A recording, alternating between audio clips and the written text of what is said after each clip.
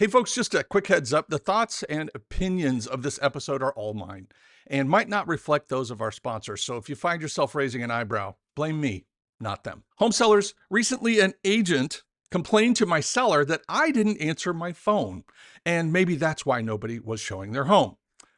Poppycock. I've sold over 2,500 homes, roughly 50 times more than the average realtor. And today I'm going to break down the misguided theory that the best indicator of a realtor's value is how fast they pick up their phone when you call. This is how we do it. So stick around and we'll run you through what a true successful professional looks like and why real results have nothing to do with answering the phone in the shower. Welcome to Talking Realty, the podcast for home sellers who want to make more money, save time, and avoid headaches. I'm Glen Whitten, realtor and founder of the Ohio Property Group, where we do the same things as traditional realtors, but instead of charging 6%, we charge a low flat fee. So you keep more money, you get way better results. Check out all the free seller tools today at talkingrealty.com. And if you love the show, hit that subscribe button. Now, let's get to it. Home sellers, before we dive in, how about some flat fee wins? Let's take a quick look at what our sellers did this week. We had 5 closings this week, totaling $1,717,395 in home sales. And because they used our flat fee model, they saved a combined $118,543 in commission. That's an average of $23,708 per seller. So let me ask, what could you do with an extra $23,000 in your pocket? That's the difference between paying the 6% tax and keeping your equity where it belongs, with you. Home sellers, as I said in the opening, I was chatting with one of my sellers and he said, hey, just thought I'd let you know. This is not why we were talking. We were talking about something completely different. But he said, just thought I'd let you know. That he used the agent's name. I don't want to do that. Let's call her Megan from Realty. You'd know the name. Anyway, they called my seller, said they called me the other day, and she said that she worked with you in the past a couple of times. This is not true. We keep amazing records, but that's not the point. Anyway, and that communication was an issue. He said, I told her you guys were fantastic to work with and that I get detailed answers back almost immediately. So this is him looking out for me. I love it. He said, maybe she has you confused with another flat fee realtor. I just wanted you to know what she said. I love this. I love this so much. First of all, kudos to the seller for telling me, but that's the kind of relationship we develop with our sellers most of the time because we're in battle with them. So anyway, what do I love about this? First, why is she calling my seller? All right. So I kind of dig into that a little bit. And as I've said, we've never worked with her before. So I don't know. We've worked with thousands and thousands of realtors. Some of them didn't make it all the way to the finish table. We keep notes anyway. So just beware. Anyhow, so was she calling to set up a showing? No. We use a showing service just like every other realtor on the planet. So she had to look for my seller's number and it's not published. So she went out of her way to make sure she delivered this little nugget. Did she call to ask a question? I asked, oh, no, nope. and here's how I know. It's because everything she could possibly want to know about any of my listings is in the MLS already. It's already there. Anything else, such as, are they offering a commission, which is a new popular question, she could email me and I'll track it down. She knows this. Maybe she was calling to give showing feedback. No, I mean, first, she never showed the house, but even if she did, we have an automated process for that doesn't involve calling the seller. Well, maybe she was calling to discuss an offer.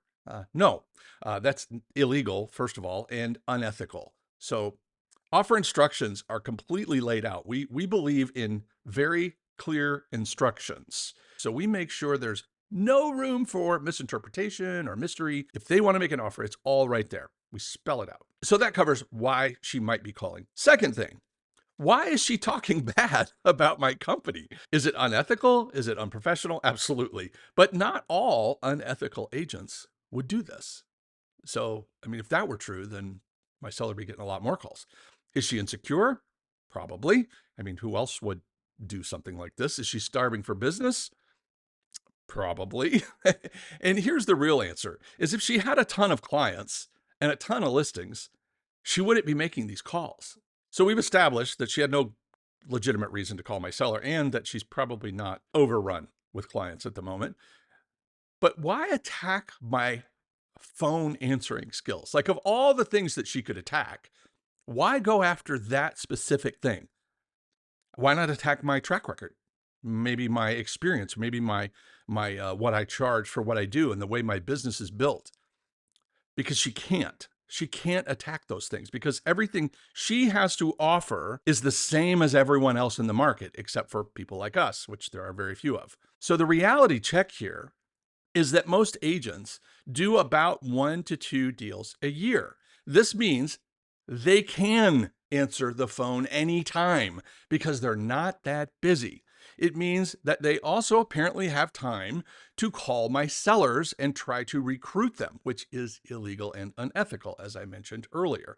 You see, once somebody signs a listing agreement with a realtor, all other realtors are barred from trying to recruit them. But apparently it's okay for Megan from Realty to pick up the phone, call my seller, tell them what a terrible job I'm doing. This is how bad it is. So realtors are known for this ridiculous phone answering thing. So that's kind of why I wanted to talk about this today. And I can tell you in 25 years, I've been dealing with these crazy people. So I can tell you firsthand some of the stuff they've done.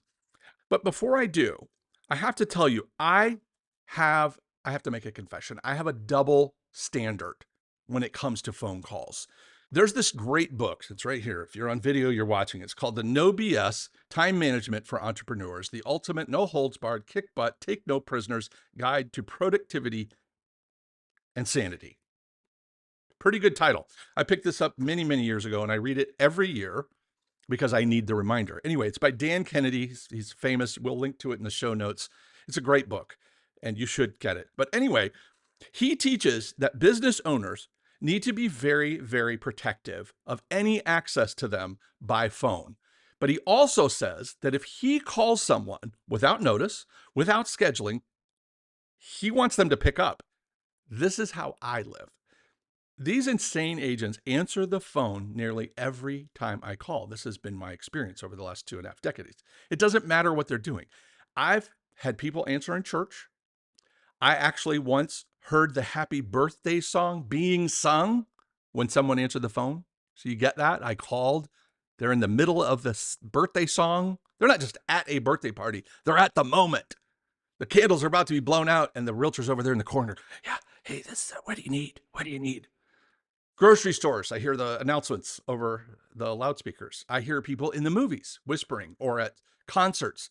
And yes, I know the echo of a bathroom. So I know these people are answering no matter what. But if they want to, if all these agents want to throw everything and everyone in their life aside to take my call, not knowing who I am, not knowing why I'm calling, that's okay by me because it makes my life easier. So I get that. That's my double standard. Absolutely, it is a double standard. But if ever the agent I'm calling were to have a voicemail like mine that instructs them not to leave a message, because that's what mine says, don't leave me a message, but instead gives them an email and a text number, not mine, that they can use, or if they said they only take calls by appointments, I would follow those instructions and I would respect it. I might even call up their clients and tell them what a great job they did selecting their agent. And I'm going to tell you why in just a second. Home sellers, over the years, we've gotten so many requests for the tools that we use every day in our business that we went ahead and put them all together in one place and we're just giving it away. We call it the Ultimate Home Selling Toolkit. It's free. It's packed with the same sales contracts, the forms, the checklists we use every day to manage hundreds of deals a year. And if there's something you wish we would add, just ask.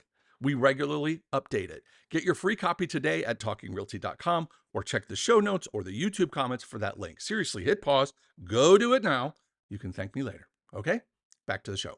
So here's why I would have a healthy amount of respect for the agent who forced me to abide by their rules of communicating with them is because think of the successful professionals. And when I hear the word professional, I don't know about you, but I think of things like doctors, lawyers. These are the professionals in my mind. Professionals who are very successful, they work by appointment and they filter inquiries through systems.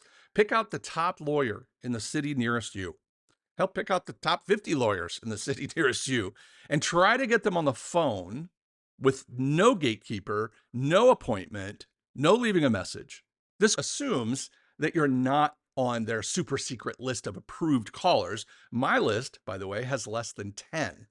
If you call the top doctor, lawyer, professional in your city, you know what's going to happen. You already know this. They're going to take a message. They're going to send you to voicemail. They're going to direct you to call back later. They're going to want you to make an appointment. They're going to want you to send an email. And you expected this. You knew this because no other top professional in any field got there by spending all their time answering unscheduled, no agenda calls from people they don't even know. You know who does that? Takeout places. That's who do that, not the top neurologist in Chicago. But speaking of doctors, what about emergencies? Oh, okay. So we have a doctor here, and she lives not that far from here, and we love her very much. We're very close to her. But when we have a medical emergency, we don't call her. We go to the emergency room. We don't expect her to come running over, dropping whatever she's doing. We have some friends. It's a couple, and they're both lawyers. Okay. And they both do work for us on a variety of issues. So if we ever had a legal emergency, we would not call them and expect them to drop what they're doing. We would get bail. And if it was that type of legal emergency, and if it's necessary, we would deal with it when they're in the office, not in the middle of the night, not on the weekends, not on their birthday, not when they're on vacation, not when they're out to dinner. We wouldn't do that. Oh, by the way, truth number 15. There are no real estate emergencies. This might be the first time you guys have heard this one, but there it is. Truth number 15, office truth number 15. There are no real estate emergencies. Now, there may be urgent situations, but there's a huge difference between urgent and emergency. Urgency, emergency, two very different words. They kind of sound the same, but they're very much not the same. So some clients, even some realtors, just love the drama. So they'll send me messages. This is my favorite. Call me now. I don't know who it is. It'll just say, call me now. And then a few minutes later, I'll get another one. Call me now. They may even use the E word. It's an emergency. Okay. So what's really peculiar about this, and I discovered this quite by accident. Tammy and I, we fly a lot, so we're on frequently. I'm on a plane. But these days, thanks to the magic of the internet, you can get Wi-Fi when you're on a plane on most flights. Anyway, which means I get iMessages. So somebody will text me, call me, it's an emergency. And then I'll say, I can't talk right now, but I can text. And I'll get some snarky response. Well, if you have time to text, you can pick up the phone and call me. All right, so they're now making it impossible to reply to me in a written form. I have to call them, whatever the situation is, so dire. It's so crazy that I have to actually call them. We can't even do this by, I don't even know what this is. This is so crazy. But then I tell them, so this happened. I was on a flight and I said, hey, I'm on a plane. I literally can't call you, but I can text, I can email. And all of a sudden, poof, magic. Now they can text me. Now they can put their thoughts in writing and send them to me. Problem solved. How crazy is that? Because 30 seconds ago, when they thought I just didn't want to call them, there was no other option. I had to call them. I can just hear them desperately, bated for breath. Oh, you have to call me. But as soon as I say, oh, hey, by the way, it's literally impossible for me to call you right now. Oh, okay, well then, we'll just go ahead and do what you want to do. Crazy. But anyway, since I won't lie to people, I have a very strict professional standard about this. And this is not a moral statement. Karma, okay? Karma's real. It's like calling in sick when you aren't sick. For some reason, karma seems to keep track of those lies and makes me pay with interest. So this is a practical matter for me. It's just better for me not to lie. Plus, I don't have to remember what I said. Anyway, my usual responses when an agent is freaking out is, by the way, this is a super secret. I've never shared this before. So my usual response when an agent is blowing up my phone with call me, it's an emergency, you need to call me right now, I will say, here you go, 4 words, what do you need? And I got to say, about half the time, I'll get the response. I'll get it. It might be garbled. It might be not very well organized, but it's there. It's enough I can probably put it together. But if that doesn't work, if I continue to get call me, I will send a longer version of what do you need. And it says this: if you email me, my team or I will be able to get you what you need long before I'll be free to call. If you email me, my team or I will be able to get you what you need long before I'll be free to call. This is the what's in it for me. So, sellers, if you're in the middle of something and a realtor is blowing up your phone saying you need to call them right now, try this. First, say, what do you need? If that doesn't work, say, if you email me, I will be able to get you what you need long before I'll be free to call. Unless you have a team, then you can say, my team or I. Okay. Next, and I don't know how sellers can adapt this. Let me think about this on the fly, but here's what we say. If that doesn't work, we have the third lever, which is there's a very good chance I'll need to confirm any responses with the seller. I don't want to waste your time. If you email me, we can get you a lot faster. We can get to you a lot faster. So in other words, I'm telling them over and over that if they email me, they're going to get what they want faster. And I usually say that it's faster, it's much sooner, long before. I'm trying to paint the picture that the phone call isn't going to happen for a very long time. And oh, by the way, if it did, odds are I'm just going to take the same message, hang up, and then I'm going to have to get back to them later. So to speed up the process, and this has worked many times. I used to give them all kinds of reasons why I couldn't talk, except for the plane thing. Once I lost my voice, so I literally said, I can't talk. I open my mouth, nothing comes out. Great week for my wife, by the way. But anyway, I don't lie, so I'm not going to say I have laryngitis or say I'm on a plane when I'm not on a plane or don't have laryngitis.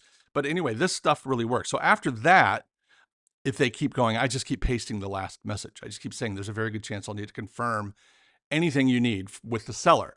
Now, if you're the seller, you could probably say something. There's a very good chance I'm going to need to confirm whatever you need with my spouse, with my attorney, or just I'm going to need to confirm what you need and leave it at that. I don't want to waste your time. If you email me, we can get you a lot faster. I can get back to you a lot faster. So try that. So has this little method cost me? And that really depends. Like this whole idea of I don't take unscheduled calls and I don't take scheduled calls unless there's an agenda. This is true. This is true. There's a very good reason. I'll break that down for you. But the bottom line is this policy of mine, since Dan Kennedy came into my life with this no BS time management, has made a dramatic difference in not only the quality of my life, which is a side benefit, but the quality of the service I can deliver to my clients, which is where the real rubber meets the road. But has this cost me? And that really depends. What is your definition of cost? Has it cost me reputation with my competitors? Well, quite obviously, Megan from Realty doesn't think very highly of me, but I don't make money pleasing realtors. I just don't. I've never once had a realtor so happy with me that they somehow advanced my business. We do have realtors list with us, but then they're a client and not a realtor. So just saying. It has definitely cost me some grumbling from impatient, reactionary sellers over the years, but they always learn to dance. Because remember, we save sellers. Well, this week we saved an average of $23,000 for our sellers, but on average, over the last 5 years, it's about $11,000 per seller, per listing that we save sellers. Well, for $11,000, I'll bet you can put your thoughts into words and send them to me and get a much quicker response than trying to set up a call, which they can do. But anyway, I'm not trying to sound arrogant. A few episodes back, I broke down the advantages and disadvantages of my model, my Ohio MLS flatfee.com model versus the traditional 6% model. And one of the only advantages to paying a realtor 6% is that you basically own them. And if I were paying you $18,000 to stick a sign in my yard and put my home in the MLS, you darn well better be available when I call you. And I don't care what you're doing. But not only do I not charge that amount, even if I did, I would still operate just like this. Because there's a big difference between professionalism and desperation. And that's what you're picking up on. When that realtor's answering in the shower or the giving birth at midnight, hand me my phone. It might be a client. That's not commitment. It's a lack of business. and I'll fight you on it. You see, when an agent answers the phone in the shower, or, well, the proverbial giving birth at midnight, the first word that pops into my head is desperate. It's desperate. The same applies to clients. When a buyer is blowing up my phone, blowing up my text messages with call me, I smile because I know we have them right where we want them. When we're in the middle of a deal and a buyer agent starts sending me all these messages, like we're negotiating, if the buyer agent is constantly checking in, what's going on, what happened, where are we, I know we've got them where we want them. And I can advise my client, hey, they're smelling a little desperate. I love it. Let's go. And if a seller is blowing up my phone or my email, these are my clients now, I remind them, truth number 15, there are no real estate emergencies, and that they should put their thoughts together in an email to which we will respond quite quickly and thoroughly, if you're to believe my earlier message from a client. And we got many messages just like that, just like it. The alternative for all my clients is to book a call. But before I get on the phone with anyone, as I mentioned earlier, I know why we are there and what we're trying to solve. I also know when the call is going to start, and I am very prompt, and I know when it's going to end, and I'm very prompt. Okay? So we plan very well and we execute at a high level. So a former coach of mine, Dan Sullivan, who, not Dan Kennedy, who's the writer of this book, but another Dan, apparently I have a lot of Dans in my life. Dan Sullivan is the strategic coach founder. And he loves to say, no agenda, no meeting. And the few times a year when I break that rule, invariably, it goes horribly wrong. And I regret it. But the dark side of this whole phone call culture is that some sellers might be thinking, well, Glenn, that's great. That is fantastic. But who cares? I just want what I want. And just like you, I don't care what people think. We don't care what our realtor thinks. We don't care what the buyers think. We just want results, and we want them right freaking now. But you should care. You should care. And you should operate the way these guys, by the way, who are very wealthy, just saying, this is why you should operate this way. Because agents who speak ill of me or my sellers, agents who claim that they have secret buyers, I've talked about that many times, or that my model won't get the job done. Maybe agents who visit competitors' clients to sow doubt. They show up at open houses. They set up showings with no buyer just so they can get face-to-face with my sellers. This happens all the time, by the way, FYI. What I can tell you is that no truly successful professional spends time on these activities because they're too busy serving their own clients. Now, I know a lot of top flight, very busy, flat fee and traditional realtors. And guess what? Ain't none of them spending any time on this garbage. None of it. And if a realtor is coming to you to try to get your business, this behavior should immediately disqualify them. I don't care what else they tell you. If they're acting like this, they're not very good at their job. And therefore, at any price, don't hire them. Just don't do it. This is an automatic disqualification. And here's the other little dirty secret. If they're calling you to say this stuff, it's probably because they don't want to leave a paper trail. Now, I don't want to go too far down this because I think you guys all feel me. So if I hear something unethical or they ask me to do something that's patently illegal, then I have a choice to make. I have to either just politely shut them down or I got to turn them in. Look, I don't want to either. I don't want to do either. Okay. I have 9,000 fish to fry today. That ain't one of them. My old broker used to say, let him run, the dogs will get him. Eventually, he means karma. He's talking about karma is going to catch up to him and punch him in the face, and they won't be in the business anymore. That's the sort of the moral side of it. But the practical side of it, which is much more interesting to me, is that when you're selling a property, written communication is always, I used the A word, always better than a quick call, no matter what anybody will tell you. And I have realtors all day saying, oh, it'd be so much easier. We could just jump on a quick call. Well, maybe easier for you, but not easier for me and my clients, which is who really matter here. Because here's the thing. I have yet to take a phone call from a realtor that couldn't have been handled more effectively and professionally with an email, with a call There's no way for me to share that with my team. We keep track of everything here. I have a folder for everything. It's a digital folder, but everything's in there, all the communication. Every email we send, we copy ourselves so that anybody who's reading that file can see the entire conversation start to finish. Well, if I have a phone call in the middle of all this, which I've done, told you I violate my rules a couple times a year and it's always a disaster. I have to go back in, you guessed it, and email them the contents of that phone call just so it's memorialized. They agree. Please reply. Let me know that this is what was said on this phone call. This is what we agreed to. But I don't like it.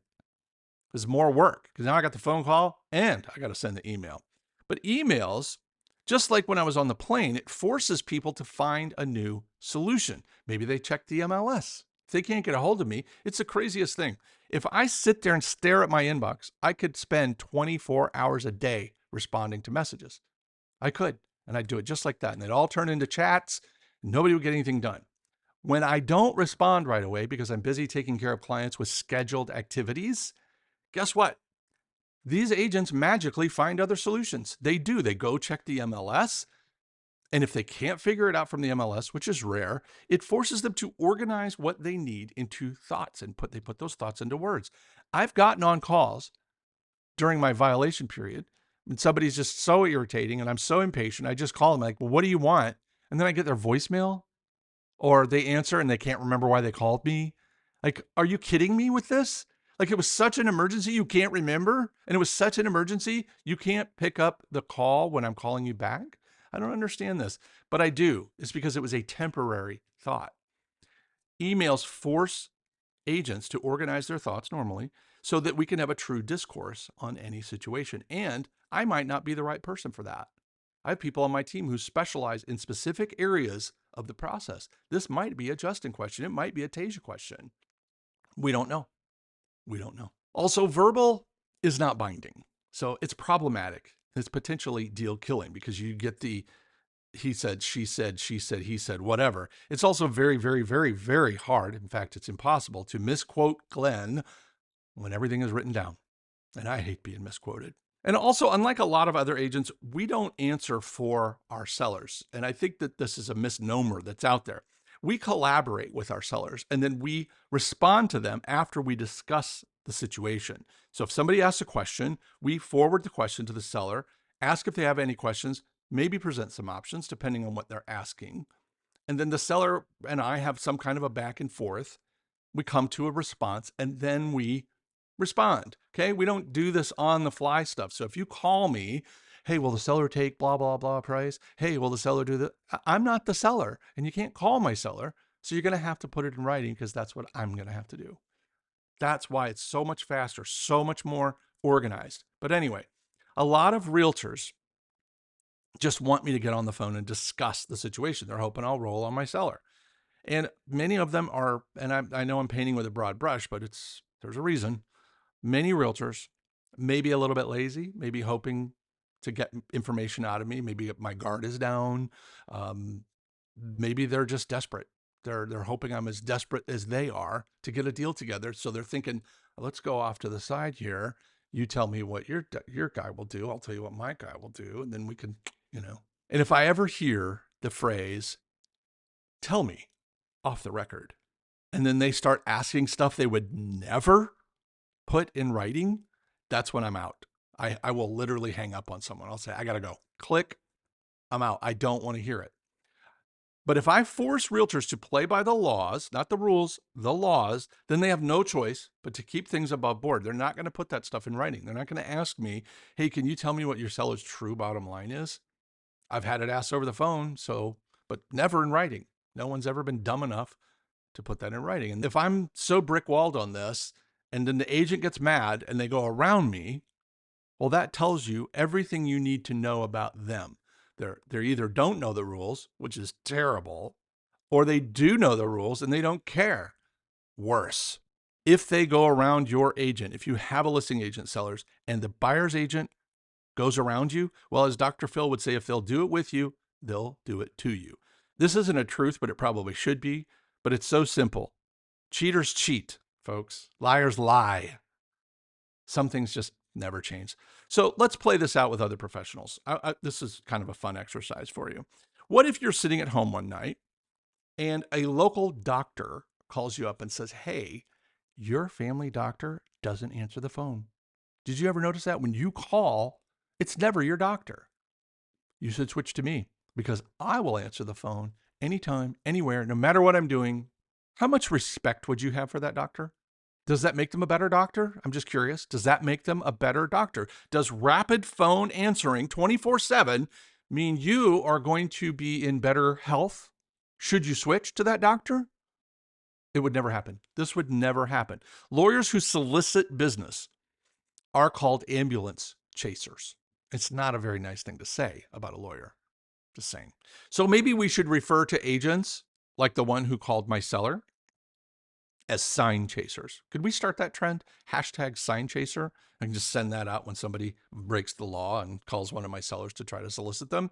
I mean, they're busy calling other agents' clients. Okay, ambulance chaser, sign chaser. I kind of like where this is going. So what's the real root of the problem?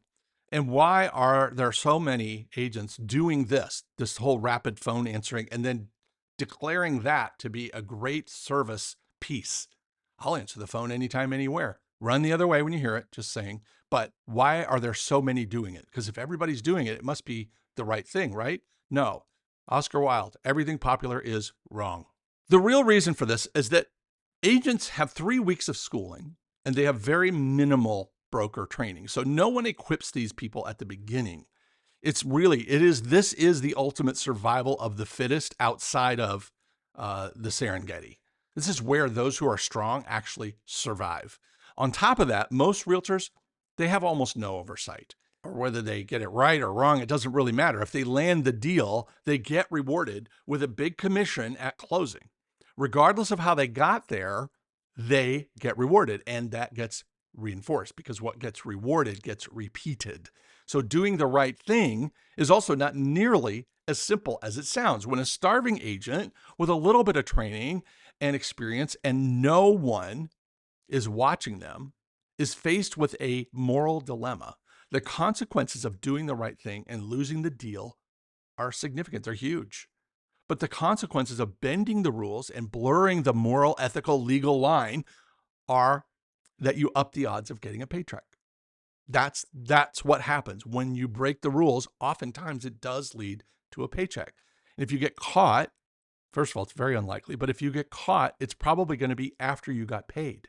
But if it's before, then the deal was probably going to die anyway. This is how backwards this system is. And let's not forget the old, everyone else is doing it. Bad actors, they fall into the two buckets I mentioned earlier. They don't know, right? They're breaking the rules because they don't know the rules. They're untrained, inexperienced, they're unsupervised. And the worst, the scoundrels, they don't care. They know the rules, but the paycheck takes over and it rules everything. Either way, this is not good for you as a client. This is not who you want steering the ship into battle. Something we also have to keep in mind is that in addition to the whole training experience, lack of oversight problem, and the rewarding you for poor performance problem, i.e. you break the rules and still get a paycheck, don't break the rules, might not get a paycheck, there's just a fierce amount of competition in this business. At the end of 2024, there were 1.4 million homes for sale in the United States. At that very same moment, there were 1.5 million licensed realtors. More realtors than homes for sale. That's crazy. I told you, over half of all realtors did zero business in 2024. So if an agent's going to survive, they either need an angel looking out for them, which would be a broker, a mentor, a coach, a team leader, or they need to get very good, very fast. You see, when you have no business and you have no training and no guidance, you very likely have no money. So unless the realtor just doesn't need the money, the odds are that they will be overly tempted to do the wrong thing when presented with the many, many opportunities along the way, especially if they think there's a very low chance of getting caught. So these may be otherwise totally ethical people or nearly totally ethical people, but the pressure is often just more than they can handle. So they put one toe on the slippery slope. And guess what happens? That's why it's called a slippery slope, because one toe and whoop, you're all the way down at the bottom. You're down in the swamp. So you couple all that with the frankly low barrier to entry and low requirements for staying as a realtor. If you can pay the fee, you can get in, okay? It's just that simple. All of this means that you as a seller must be very, very careful about who you hire because, let's be honest, we all look the same.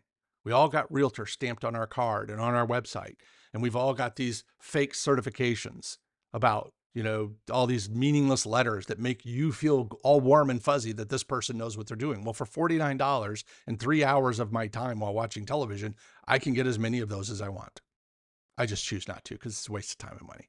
Hey folks, this episode of Talking Realty is brought to you by our friends at Associates Title. This team, busy shaking things up by focusing on what truly matters, putting you, the customer, first.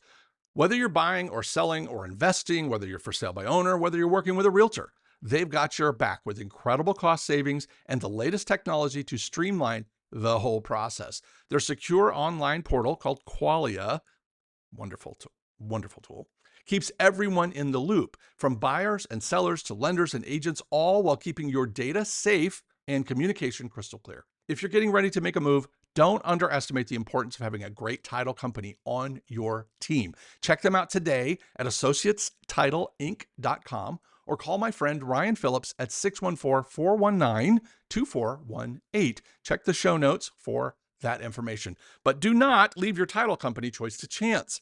And definitely don't let the buyer or their agent make that choice for you. Okay, back to the show. So overall, sellers, I just don't want you to confuse responsiveness, picking up the phone in one ring, with results.